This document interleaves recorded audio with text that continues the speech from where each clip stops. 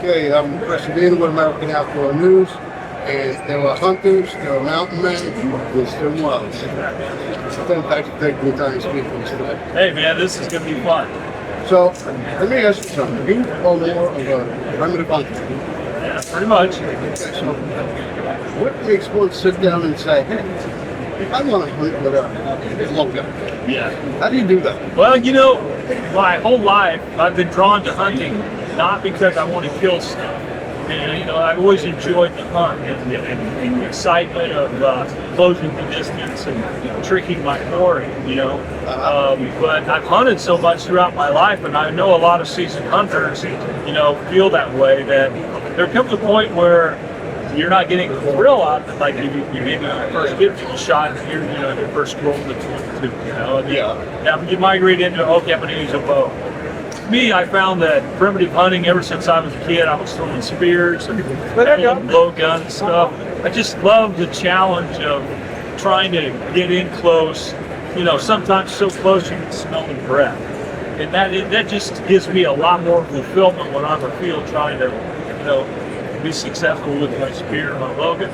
And recently, because I have my own company where I build spears and I build really good low guns, you know, it's fun because I'm building them and I'm testing new low guns, darts, or I've got my new spear. I just came out with one that has fins on the back like a barrel. So, you know, it's exciting. It's all part of it. It's like deer hunting. Yeah, that's fun to deer hunt, but man, when you have your own food plots or you have your own farm, you're aging your deer, you're trying to manage them. The same way with my hunting. I like to be part of it, everywhere from getting it, making my load out, and eventually the hunts and my spears. And, you know, that's just part of it. It brings a lot of excitement to me. So I saw you hunting monkeys with the low gun. Yeah.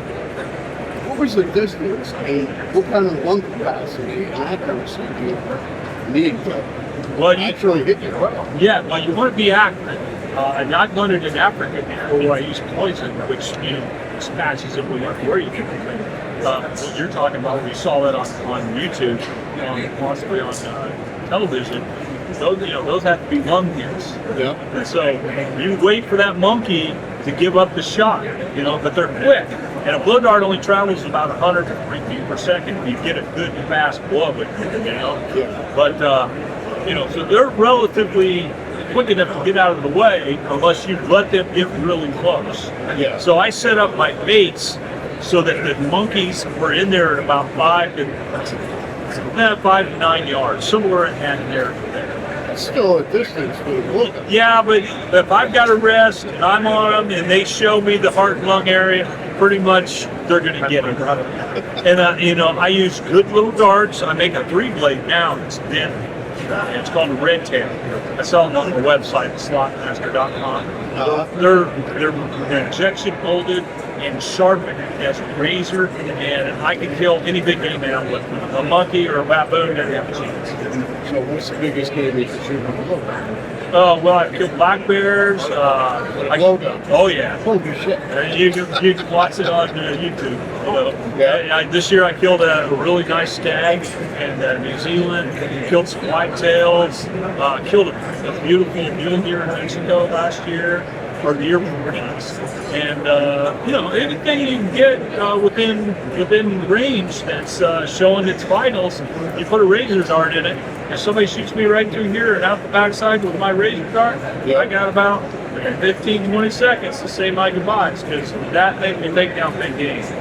So it's illegal in all 50 states? No, not big game animals. Like you can usually look at Alaska, Hawaii, most of Texas. When you can't use it on whitetail down there, you use it on all exotics. Yeah. Of course, you can hunt all hogs. Africa, you can use it on everything. You know, it just depends where you're at. It's like anything. If you're in a blue state in the United States, chances are you won't be able to use nothing. I'm in a blue state. Okay, well, if it's a red state, it's likely that you can hunt small game with my blow guns. You know? So, spear hunting. How'd that come about? Well, I mean, I've been throwing You spears. caught a lot of flack for that, didn't you? I don't care what they say about me. They've been saying that about me since I was growing up, so I don't know. I'm not out to impress anybody. And they hate me for it. But you know what? A spear is the most ethical weapon you can use in the hunting industry right now. You say, what? Yeah. You know, people, if you shoot, they got rifles now, obviously. The guys are shooting elk in 1,400 yards. You know, they're shooting them a mile away. Yep. But, you know, ethics is not just about how well you can kill and how quick you can drop your game, but it's about, are we giving the animal a fair chance? Yeah. But when you got a spear in your hand, that animal's got the most fair chance in the world. He's going to use all 5 of his senses and probably the 6th sense to get away. And trust me, they have a 6th sense. Yeah. Oddad are the prime example of it. That you can have the wind perfect, everything in your favor. You can be hidden completely in the dark, and they'll get into about 6-7 yards, and sometimes they won't get another inch closer, but they know. And I don't know how they figure it out. Big whitetails are the same way. With a spear, you got to get him close to kill him. And the great thing about a spear is, if I slip up and throw it and it hits him back too far, like in the stomach, or he whirls to run and it goes through his hips or his butt or up through his shoulder and neck, that spear is so big and so sharp, when it goes in his body and he takes off running, and that big 6-7 foot long pole is moving on him, it takes him out and away. I speared Cape Buffalo in Africa. I speared a couple this year with it. I speared all the big game animals and never lose. I speared a buffalo the other day. I was filling my freezer, 60 seconds. That buffalo was dead out there on the prairie, still dead. And I've seen guys hammer on the 300 bags, you know, and not get those bulls to go down. That spear takes them out every time. Well, it's one of the first ways that, you know, mankind learned to hunt. Absolutely, man. There's not a more ethical, traditional way to harvest game than with the spear. But if you're hungry, you might need it right. So, why isn't it widely used? Well, I think that's changing. That's changing because a lot of people are buying spears now. They go to my website. I make the best spears in the world. They buy lots of them. And I can see the chart going up higher and higher.